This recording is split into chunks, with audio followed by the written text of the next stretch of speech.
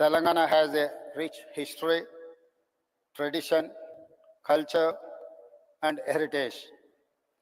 We were part of state called Andhra Pradesh and fought for many decades for separate state. The leadership for education came from students, trade union workers, farmers, and women. It's because of their fight we got separate state. However, for 10 years, dreams and aspirations of people were not fulfilled. They were deeply disappointed. When Congress government got elected, expectations were high.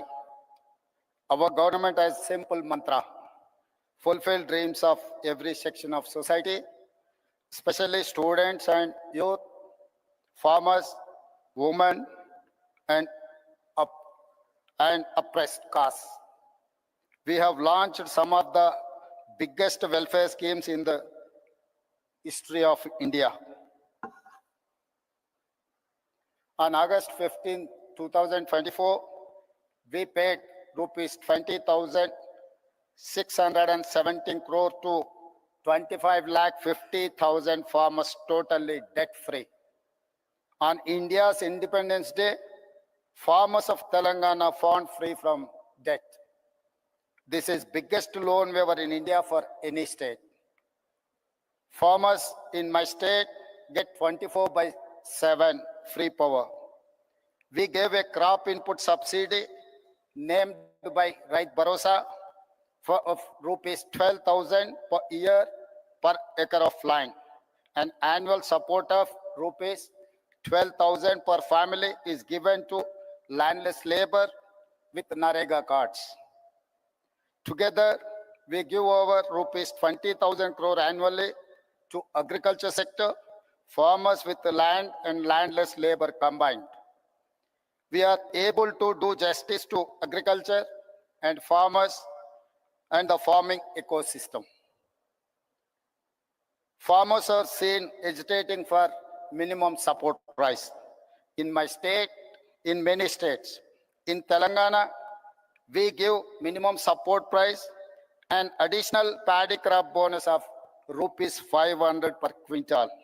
Telangana farmers are making profits after we introduced bonus scheme.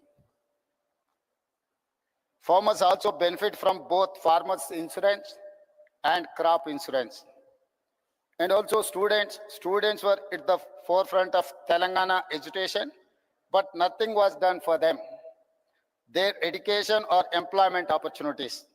Many youth pass out from college with a certificate, but no skills. For such youth, we started the Young India Skills University.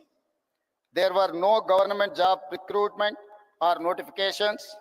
When we took charge in the first year, we could fill over 60,000 jobs in government. We now launched Raju Yuva Vikasam to fund startup dreams, covering 5 lakh youth. The Congress party has a history of understanding what people need to different times and make policies to address those needs. Pandit Jawaharlal Nehru, first Prime Minister of India, focused on irrigation and education. Srimati Indira Gandhi focused on removing poverty through programs for roti, kapda or makan.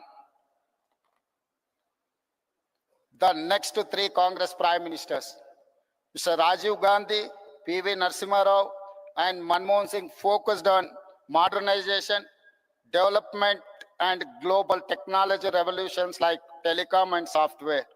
It is they who made it possible today for India to be 5th largest economy in the world. Our top priority is education, health, and employment opportunities. We attended investment summits in Davos, USA, South Korea, Japan, and Singapore. We got over 2.5 lakh crores investment to create jobs for youth in private sector. Telangana is a state where women are treated with equality and respect as part of our culture.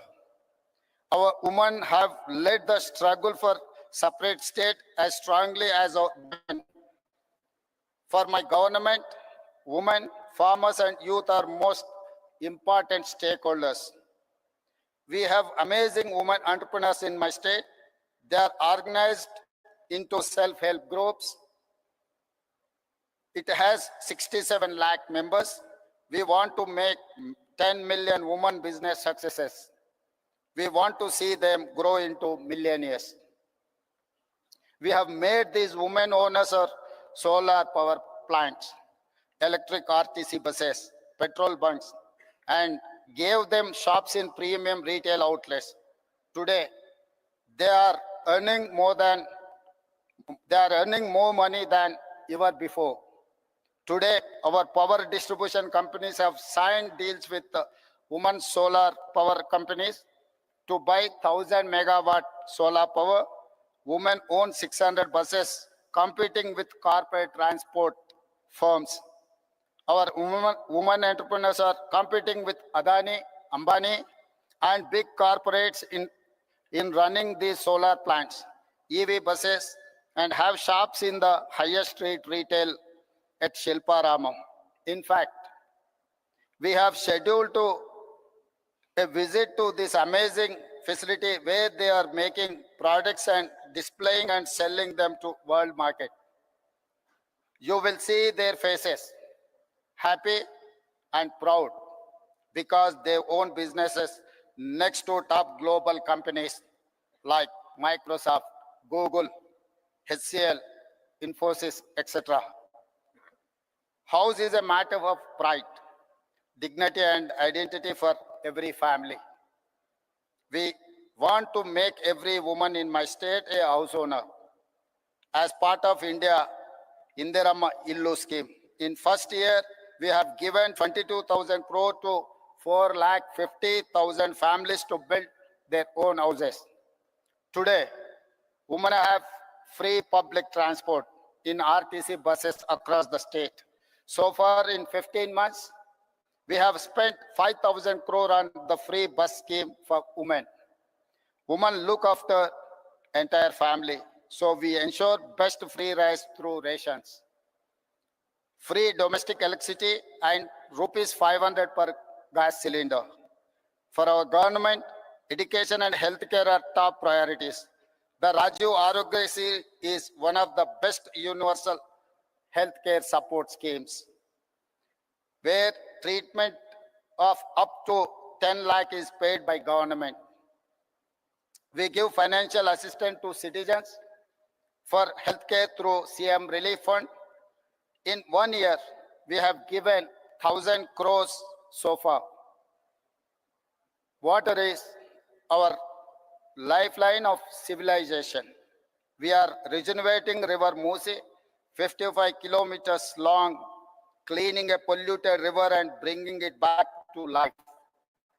We are doing it for the future to protect nature, regenerate water, ensure drinking water for the city, and protect people from pollution. We have studied river and waterfront development in many cities, including River Hudson in New York, Thames in London, Sumida in Tokyo. Muse will become biggest attraction of our city in the future and create thousands of jobs.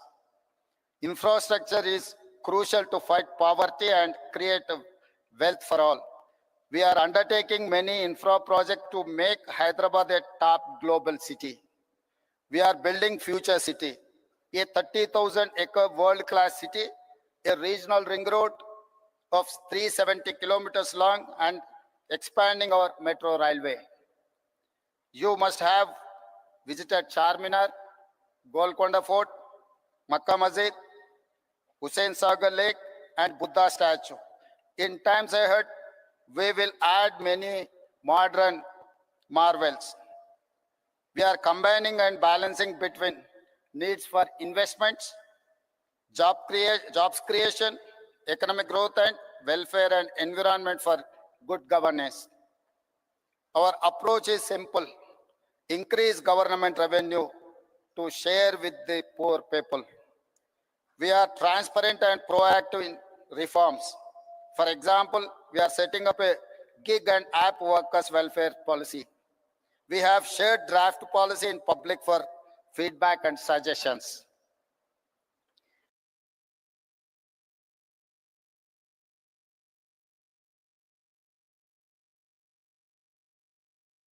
For OBC empowerment. We are first state in India to subclassify quota for Dalits to fulfill their age-old demand. Now, 15% SC quota is subdivided among subcastes. We are proud to say Telangana is rising because of Dalits are rising. I am delighted to share that Telangana is the first government to recruit third gender in our government as part of traffic police force. We will take them into other departments too. Implementing welfare, ensuring infrastructure and health, transparent governance and removing corruption is the hallmark for government. We are results. Fastest growing economy with social justice, highest per capita income, fastest jobs creation, lowest inflation, best policing, highest own tax collections, rapidly emerging as a hub in many sectors like global competency centers or otherwise GCCs, EVs and data centers. Our work has started. We have to do a lot more. I invite all of you to please join this mission to change lives of people of positively. You must use your experience, knowledge, skills to share the Telangana rising story and give us inputs to do better work. Tell the world what you have seen and witnessed. Tell the world about our vision, our work, our achievements, the transformation and people's views. Become the brand ambassadors of Telangana Rising. I wish a wonderful time at Bharat Summit. Thank you. Thank you very much. Thank you so much, our Honorable Chief Minister. Thank you for the motivating and inspiring words. And as a Telangana citizen, I am proud that my state is hosting the world's biggest gathering of visionaries, of progressives. And yes, I'm sure that with our Honorable Chief Minister's development vision of Telangana, Telangana Rising, we will definitely be attracting a lot of investors and entrepreneurs from across the world. Ladies and gentlemen, as I mentioned earlier, the theme of Bharat Summit 2025 is delivering, amplifies our leader of the opposition, our beloved leader, Shri Rahul Gandhi ji's vision of Nyay. So I now request Shri Rahul Gandhi ji to please address the August gathering.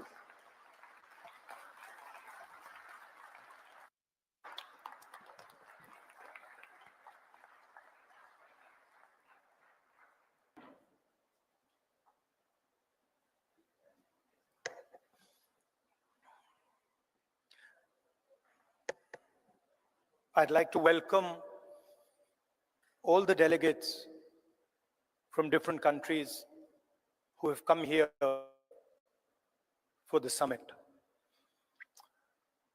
I'd also like to begin by thanking you for standing in solidarity with us against what happened in Kashmir a few days ago. I apologize. I was supposed to be here yesterday, but I was forced to cancel my visit here yesterday because I had to go to Kashmir and meet some of the injured people. I'd also like to thank Revant Reddy ji and the Telangana government for hosting this wonderful summit.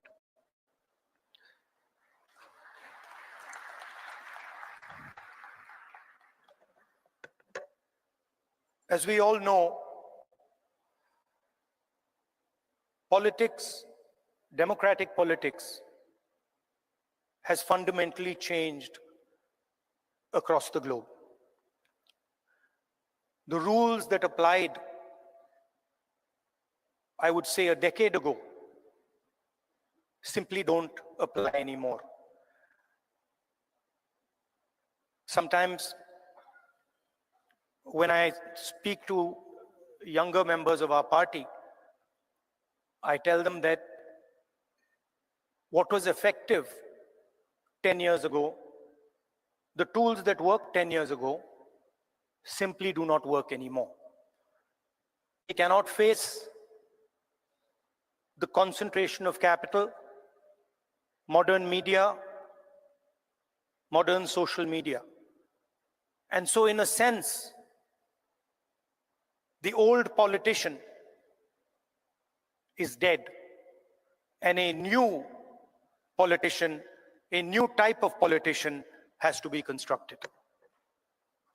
And that really is the challenge in front of all of us. What does this new politics look like? What are the ideas that emerge from this new politics? I'm sure you've had a deep discussion about policies, about how we should think about education, how we should think about regaining the democratic space, how we should think about healthcare.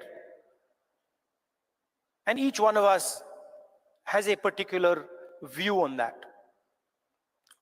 So I'm not going to delve too much into the policy positions. I'm going to talk about what I think is the correct lens with which to approach our politics. Some years ago, we in the Congress party felt completely trapped and isolated. This new politics, aggressive politics, a politics where the opposition is not talked to, but the idea is to crush the opposition. And we found that all our avenues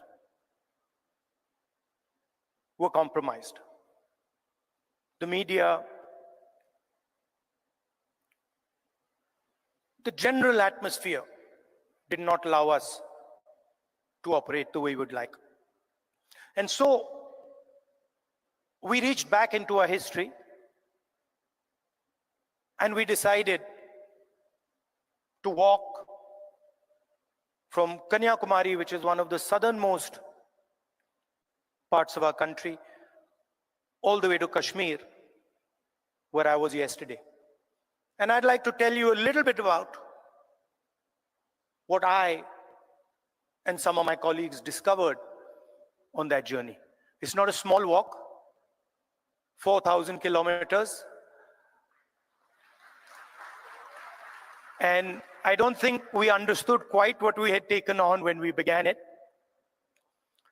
But once we began, there was no way backwards. So we just carried on walking right to the end. And I essentially learned two things from that walk. Our opposition across the world has a monopoly on anger, fear, and hatred. And there's no way that we are ever going to be able to compete with them on anger, fear, and hatred. They are going to outdo us, outmaneuver us, and beat us every single time when it comes to fear, anger, and hatred. So the question is, where and how do we operate? Where are the spaces where we have the advantage? Where are the spaces from which we can build a counter narrative?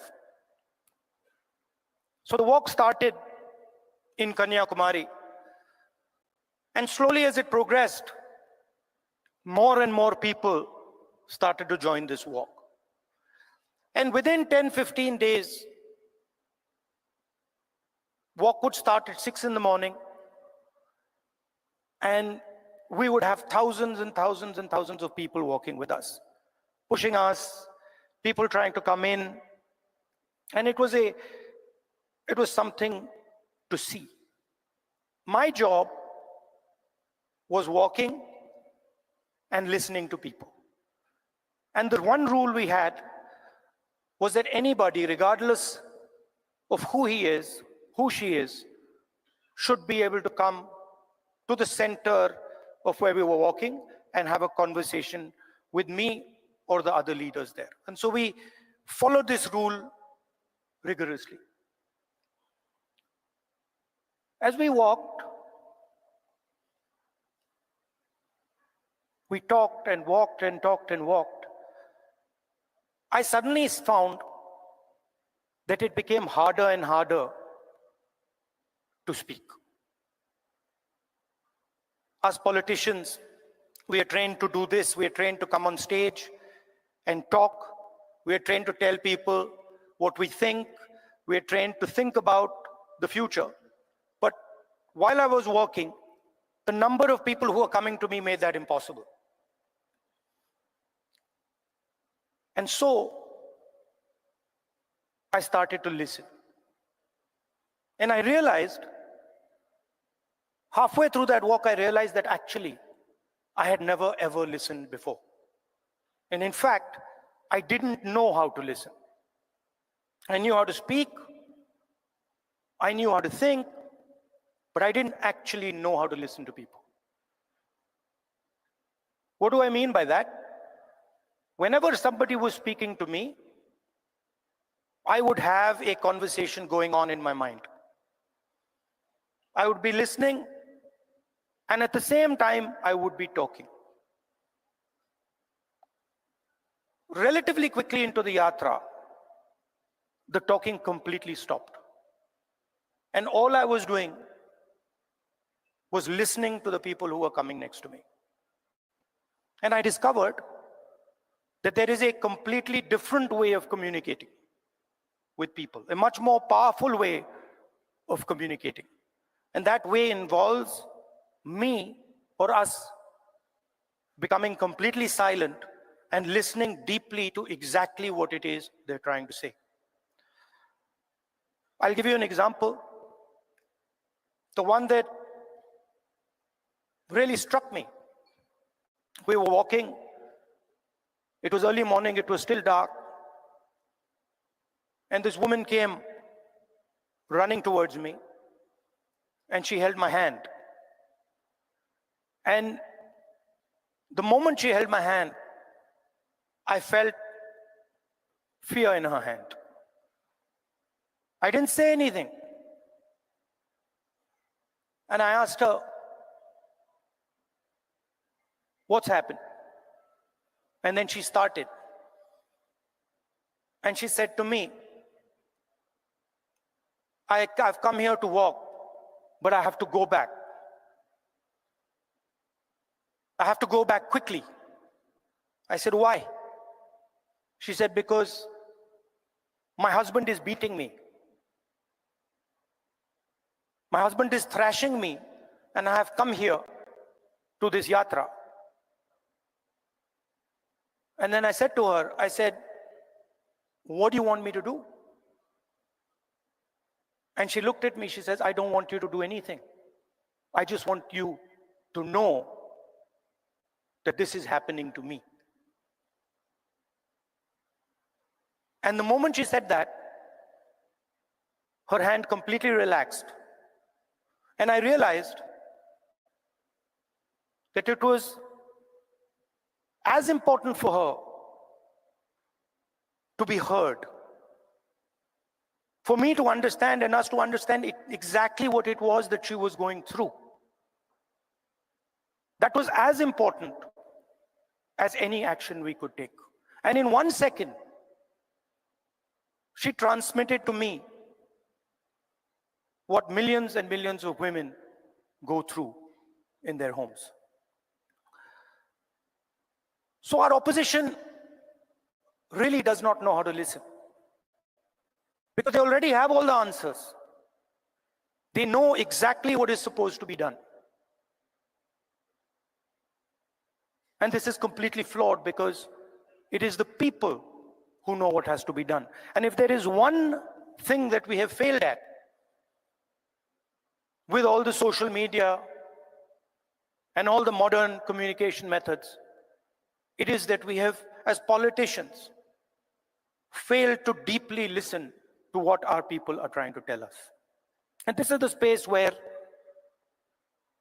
we can really operate, because our opponents have completely vacated this space. They're not there. They don't exist there. The second thing I learned, even more powerful than listening properly, on the yatra,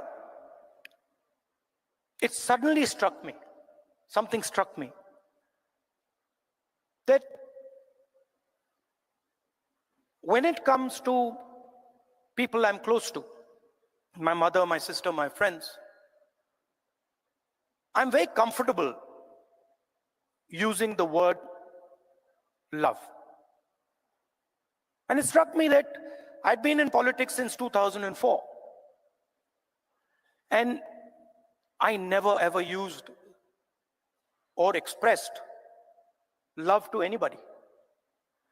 So I was saying to people that I want to help you. I was working hard to help people, but I was not expressing the reason I was working. And so on the yatra, I started to do so. Little girl came up to me running and she said, "Uncle, I love you." And I was like, that's interesting. Why have I never said this before? Why have I never used this narrative that is the central narrative and the reason for what I do? And so I started. I would listen, and then I would use the frame of love and affection, and I would tell people that, you know, I love you very much. And something quite amazing started to happen. Till the yatra, I never used the frame of love, and nobody else used the frame of love. So I didn't have people coming up to me and saying, "I love you." And since I started using the frame of love, since I started saying to people these sort of uncomfortable words, that, "Listen, I love you, and that's why I do what I do, that's why I work," suddenly they started to respond. And today, in public meetings, on the street, people will stop me and say, "We love you, I love you." And the powerful thing about that is it starts the conversation at a place from where it's very, very easy to operate. Often we think that we are going to connect to people indirectly through policy, through the future. We'll help you with your children's education. We'll help you with finance. And there's a place for that. But there is also a way to connect directly to the persons present. Directly saying to them that the reason I'm standing here and the reason I'm doing what I do is because I have affection, love and affection for you. And it has completely changed my politics. It has made my life so much easier. It has made my ability to connect with people so much easier, I cannot tell you. On the yatra, we got a slogan. The slogan in Hindi is "Nafrat ke bazaar mein mohabbat ki dukaan," which people who understand Hindi will translate. But what it basically means is that in a marketplace of hatred, you are opening a shop of love. Now, this slogan became very, very powerful in India. The idea that no matter how much hatred someone spreads, the biggest and most powerful way to disrupt them is not to copy them, not to argue with them, not to fight with them, but right in front of their hatred, to place the idea of love and affection. So that, I think, is a framework, a potential framework for our politics. We can disagree on policies. In fact, I'm sure that every single one of us will disagree on some policy matter or the other. But the lens we use, we can all agree on. Their lens is hatred, their lens is fear, their lens is anger. Fear leads to anger, ossified anger is hatred. And our lens should be that which cuts their lens.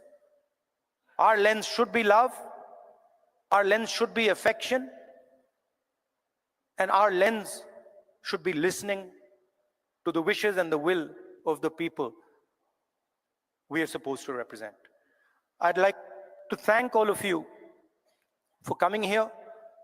It's an honor for me to listen to what you're saying, to work with you, and I'm confident that this summit will generate the ideas that we need to build a new politics in India and the rest of the world. Thank you very much.